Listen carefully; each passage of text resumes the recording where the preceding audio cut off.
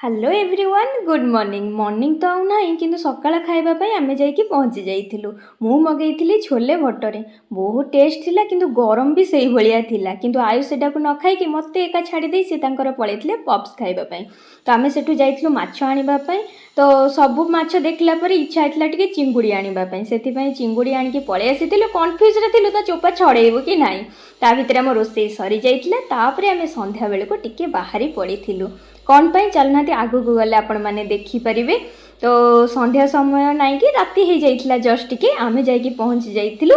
एरहब्रे तो यही आमे देखिबार थिला मूवी तो ता ऊपर को जाइए आम गाड़ी पार्किंग कर देइलु एई रास्ताटा मते बहुत बढ़िया लगे पूरा राउंड बाय राउंड होता है तो लेट हो नाला पाखापाखि थिला आउ 10-15 मिनट आम पलैलु किंतु पहुँचिकी भितर को गला बेलू ऑलरेडी मूवी स्टार्ट हो जाइला मूवीटा थिला आमर ओरिजिनल स्टोरी तो काल्पनिक ठारू ओरिजिनल स्टोरी रे एते अट्रैक्शन न थाए किंतु फिल्मटा पाखापाखि भल लगिला समस्तु तो काल्पनिक स्टोरीटा दरकार देखुना केते भिड़ होइचंती तो तापर आमे पळे आसीथिलु आसिकिनी गाड़ी बाहर करके बाहरिकी पळे आसिलु इच्छा होता कौन खाइबापी कि देखला रोड साइड रे पूरा पोड़ा होची चिकेन तंदूरी हेका तो बिरियानी भी ता संगे थिला तो आज नहीं आसी आम सांग होइकी खाई फेरिलु घर को आपण मानक तो कहिनी को मूवी आपण माने कमेंट कर दियंतु थैंक यू फॉर वाचिंग।